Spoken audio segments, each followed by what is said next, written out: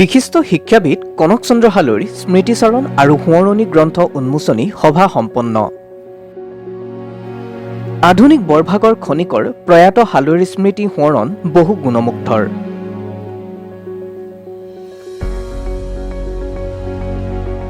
আজি নলবাৰী জিলাৰ বৰভাগ মহাবিদ্যালয়ৰ প্ৰেক্ষাগৃহত বিশিষ্ট শিক্ষাবিদ বৰভাগ মহাবিদ্যালয়ৰ প্ৰাক্তন অধ্যক্ষ প্ৰয়াত কনক চন্দ্ৰ হালৈৰ সোঁৱৰণত এখন স্মৃতিচাৰণ আৰু সোঁৱৰণী গ্ৰন্থ উন্মোচনী সভা অনুষ্ঠিত হৈ যায়।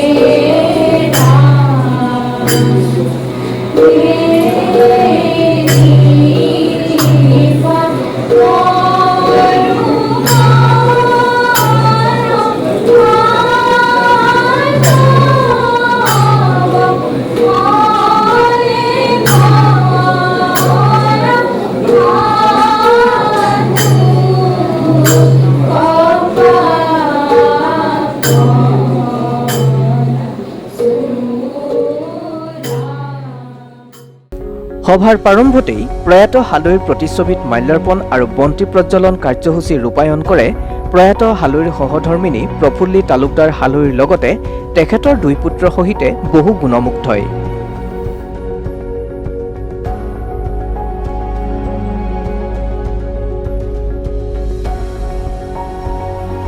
ইফালে আজিৰ এই স্মৃতিচাৰণ আৰু গ্ৰন্থ উন্মোচনী সভাত অসমৰ বিশিষ্ট চিকিৎসক তথা কথাশিল্পী ডাক্তৰ অঞ্জনজ্যোতি চৌধুৰীয়ে অংশগ্ৰহণ কৰি প্ৰয়াত কনক হালৈৰ স্মৃতিচাৰণ কৰাৰ লগতে বিভিন্ন ৰখাল কথাৰে উপস্থিত ৰাইজৰ মাজত হাঁহিৰ ঠোনপাকৰ সৃষ্টি কৰে। আজি এই সভালৈ আহি সঁচাকৈ মই নিজকে ধন্য মানিছোঁ। প্ৰথমে আহি এটা সমবেত সংগীত তেখেতৰ নামত উৎসৰ্গিত, তাৰপিছত ছাৰৰ ইমান সুন্দৰ বক্তৃতা, তাৰপিছতেই ইমান এটা সুন্দৰ পৰিৱেশত এটা বৰগীত পৰিৱেশন কৰিলে ছাত্ৰীসকলে। গতিকে আহি এনেকুৱা পৰিৱেশত উপস্থিত থাকিবলৈ পাই অভিভূত হৈছোঁ। মই যদিও তেখেতক দেখা নাই, তেখেতৰ কথা শুনি তেখেতৰ মুগ্ধ হৈছোঁ। আৰু এনেকুৱা ধৰণৰ আমাৰ কৃতি শিক্ষক থাকিলে আমাৰ অসমৰ এটা উন্নতি হ'বই, সেইটো ধুলোঁ। আজি এমাহমান আগতে মোক জনপ্ৰিয় কবি দেৱপ্ৰসাদ তালুকদাৰে ফোন কৰি কৈছিল যে আপুনি বৰভাগলৈ যাব লাগিব, আমাৰ কলেজৰ আমাৰ মোৰ ভিন্ন আছিল তেখেতৰ নামত এখন পুৰণি সভা আৰু পুৰণি গ্ৰন্থ অনুষ্ঠান হ'ব। তেতিয়া মই ক'লোঁ আপুনি ভুলতে মোক কৈছে নেকি, আচলতে মোৰ দাদাক চাগে আপুনি বিচাৰিছে। মোৰ অমৰজ্যোতি চৌধুৰী শিক্ষাৰ লগত জড়িত আৰু বহুত ধুনীয়াকৈ কথা ক'ব পাৰে, মানে গভীৰ কথাবিলাক। মই কিন্তু তেনেকুৱা কথা ক'ব নাজানো, গতিকে মই ক'লোঁ বোলে মইতো এনেকুৱা সেইকাৰণে যোগ্য নহয়। তেতিয়া ক'লে বোলে নহয়, আপোনাকে বিচাৰিছোঁ। আৰু সঁচাকৈ আজি মই যেতিয়া বাতৰি কাকতখন মেলি মোৰ ৰাশিফলটো চালোঁ, তাত লিখা আছে অযোগ্য হ'লেও আজি সন্মান লাভৰ যোগ আছে। গতিকে এই দেৱপ্ৰসাদ তালুকদাৰৰ যিদিনাখন মোক ফোন কৰিছে গধূলি, সেইদিনা দিনত মই এখন কবিতা উন্মোচনী সভালৈ গৈছিলোঁ। তাতে ডাক্তৰ সৌৰভ কুমাৰ ভূঞাৰ এখন কবিতা উন্মোচন হৈছিল পুথি, আৰু তাতে তেখেতে ভাষণ প্ৰসংগত মানে দুগৰাকী কবিৰ নাম উল্লেখ কৰি কৈছিল যে এই দুজন কবি দুটা বাক্যই মোক মানে একেবাৰে হিয়া চুই গৈছে, আৰু সমূহীয়াকৈ ৰাইজৰ আগত কৈছিল এই দুজন কবিৰ নাম। এজন হৈছে আমাৰ সকলোৰে শ্ৰদ্ধা নীলমণি ফুকন ডাঙৰীয়া, আৰু আনজন আমাৰ দেৱপ্ৰসাদ তালুকদাৰ। তেওঁৰ এটা শাৰী মানে শব্দটো কিবা সকলো আছে কিন্তু তুমি খৰচ হৈ গ'লা, এনেকুৱা ধৰণৰ মানে নতুন শব্দ। সেইটো ক্ৰান্তিকত মানে সেইখিনি সময়ত যিটো কবিতা প্ৰকাশ হৈছিল, খুব মানে তোলপাৰ লগাইছিল সকলোৱে খুব ভাল পাইছিল। গতিকে তেওঁৰ সেইকাৰণে মই চাগে লগে লগে তেওঁক ইয়াত আহিম বুলি কথা দিলোঁ। গতিকে এইটো ক'লোঁ, আৰু মোক কৈছে আপুনি 15 মিনিট ক'ব, আজি মানে দেৰি হৈ গ'ল। গতিকে 15 মিনিটৰ ভিতৰত মানে মই অকণমান যদি মানুহক হাঁহিৰ, মই তেখেতৰ মুখখন দেখিলেই গম পাব আপোনালোকে কিমান হাঁহিমুখীয়া তেখেত আছিল। আৰু আমাক দেউতাহঁতে শিকাইছিল যে জীৱন জুতিবা হাঁহিৰে। গতিকে হাঁহিৰে আমি যদি মানুহৰ সহায় কৰিব পাৰোঁ, হাঁহিৰে কি সহায় হয়, আমি যদি স্বতঃস্ফূৰ্তভাৱে 5 মিনিট সময়ো হাঁহিব পাৰোঁ, তেতিয়া আমাৰ শৰীৰত এণ্ডৰফিন বুলি এটা হৰম'ন নিৰ্গত হয়। সেই হৰম'নটোৱে আমাক বহুত বেমাৰৰ পৰা হাত সৰাই ৰাখে। মানে মূৰৰ বিষ, মাইগ্ৰেইন আজিকালি বহুতৰ হয়, আঁঠুৰ বিষ হয়, ভৰিৰ বিষ, গেৰুৱাৰ বিষ, এইবিলাক বিষ মানে এই হৰম'নটোৱে মানে হোৱাত বাধা দি থাকে। গতিকে আপোনালোকে বিনা পইচাই পাইছে যে হাঁহিব কিয় নোৱাৰে। গতিকে মই আজি আপোনালোকক দুটা কথা ক'ম, মানে আমাৰ এইটো মেডিকেলৰ লগতে জড়িত আছিল। আমি যেতিয়া মানে মেডিকেল MBBS পাছ কৰিলোঁ, লগে লগে আমি চাকৰি নাপাওঁ। আমি 6 মাহ ৰৈ থাকিব লাগে, CFত পৰীক্ষা দিব লাগে, APSC পৰীক্ষা দিব লাগে। কিন্তু আমি দেখিলোঁ আমাৰ লগৰ যিবিলাক একেলগে ইঞ্জিনিয়াৰ পাছ কৰি ইঞ্জিনিয়াৰ হ'ল, তেওঁলোকে আমাতকৈ কেইদিনমান আগতেই চাকৰি পাই পেলাই দৰমহা পায়, মাক দেউতাকক কাপোৰ কানি কিনি দিয়ে। আমাৰ খুব বেয়া লাগিছে, আমি মা দেউতাক ডাক্তৰলৈ একো দিব পৰা নাই। তেতিয়া আমাৰ লগৰ ডাক্তৰনীখিনিয়ে ঠিক কৰিলে যে আমি এনেই বহি নাথাকোঁ, কিবা কৰি পেলাই টকা ঘটিম। বোলে কেনেকৈ ঘটিম, বোলে আমি চবেই অলপ চলপ নাটক কৰিব পাৰোঁ। গতিকে আমি 3খন নাটক বাছি লওঁ, আৰু গুৱাহাটীৰ ভাস্কৰ নাট্য মন্দিৰ উজান বজাৰত আছে, তাতে 3 দিন নাটক কৰিম আৰু টিকেট লগাই দিম। মানে টিকেট কাটি কাটি চাব, আৰু যি পইচা উঠে সেইটো সমানে সকলোৰে মাজত ভগাই লওঁ। এইবুলি কৈ আমি 3খন নাটক বাছি ল'লোঁ, আৰু এটা কমিটি বনাই দিলে। আমাৰ কমিটিৰ এজন কোষাধ্যক্ষৰ কাম হ'ল প্ৰত্যেক দিনা যিমান টকা উঠিব সেইদিনা পিছদিনালৈ নথয় আৰু টকাখিনি। সেইদিনাই সমানে অভিনেতা অভিনেত্ৰী, লাইটৰ মানুহ, চাউণ্ডৰ মানুহ সকলোৰ মাজত সমানে ভগাই দিব। গতিকে আমাৰ 2 দিন বৰ ধুনীয়াকৈ নাটক হ'ল। ডাক্তৰে নাটক কৰা বুলি শুনি বহুত মানুহ চাব আহিছে, আৰু টিকেটো বিক্ৰী হৈছে, বহুত টকা হৈছে। 2 দিন বৰ ধুনীয়াকৈ গ'ল। 3 দিনৰ দিনাখন যিখন নাটক আছিল সেইখনৰ নাম আছিল বালিবধ।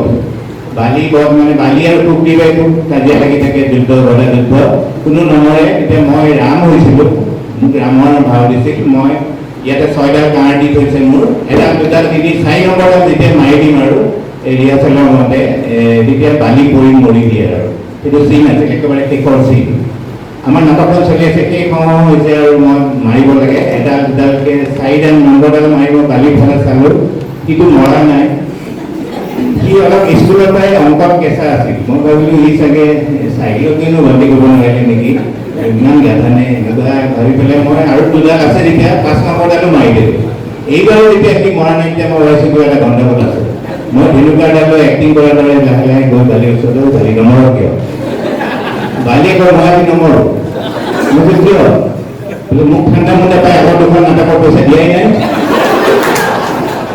খুজিলে কয় তোক কালি দিম দে মই ক'লোঁ ক'লোঁ এতিয়া প্ৰডিউচাৰক গৈ সেইফালে গৈ কিবা এটা কৰক ই নমৰে এডাল কাৰণহে আছে তেওঁ আহি পেলাই কাগজত মেৰুৱাই তাক কিবা এটা দিলে দিয়াৰ লগে লগে মই 6 নম্বৰডাল মাৰিব সময় নাপালোঁ চিধাকৈ কৰি মৰি দিলে মই ভাবিলোঁ ৰক্ষা কৰিছোঁ আৰু মানুহে আগৰ কাৰণৰ ৰিয়েকশ্যন মৰা বুলি ভাবিব আৰু এইবুলি ভাবি মই লাহেকৈ আৰামত এনেকৈ ঘূৰিছোঁ মাত্ৰ ঘূৰোঁতে দেখোঁ যে এই কি আকৌ এনেকৈ আধা মৰাৰ দৰে এনেকৈ উঠি আহিছে মই বোলো কি হ'ল আকৌ পুৰা দিয়া নাই 50 টকা কমাই দিছে আকৌ গৈ মই হেৰি কৰি পেলাই কওঁতে তেওঁ দিলে সেইবাৰে মই মাৰিব সময় নাপালোঁ গতিকে মই দেখিলোঁ যে নাটকত বহুত সহযোগিতা লাগে এই সহযোগিতাৰ এই ঘটনাটো আচলতে মোক ডক্টৰ ভূপেন হাজৰিকাদেৱে কৈছিল তেওঁলোকে ক'ৰবাত ভাওনা কৰোঁতে এনেকুৱা ঘটনা হৈছিল তেওঁ কৈছিল তুমি তোমাৰ মতে এইটো বনাই ল'বা ক'ৰবাত কৈ থাকিব মানুহে মুঠতে হাঁহিব লাগে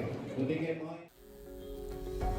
বৰভাগ মহাবিদ্যালয়ৰ শিক্ষক কৰ্মচাৰী গোটৰ উদ্যোগত প্ৰয়াত কনক চন্দ্ৰ হালৈৰ পৰিয়ালবৰ্গৰ সহযোগত অনুষ্ঠিত হোৱা আজিৰ এই স্মৃতিচাৰণ আৰু গ্ৰন্থ উন্মোচনী সভাত প্ৰয়াত হালৈৰ বহু গুণমুগ্ধয়ো অংশগ্ৰহণ কৰে।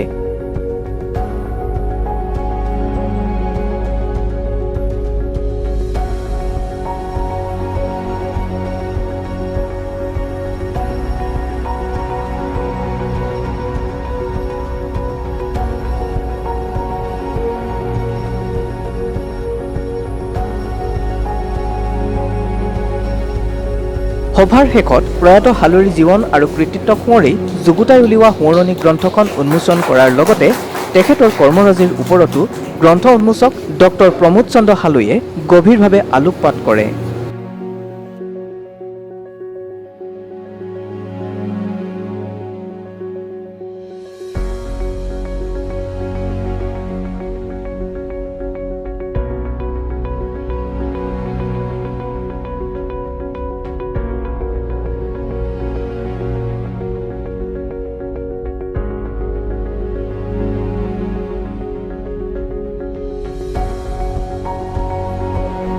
News desk report, news ASN।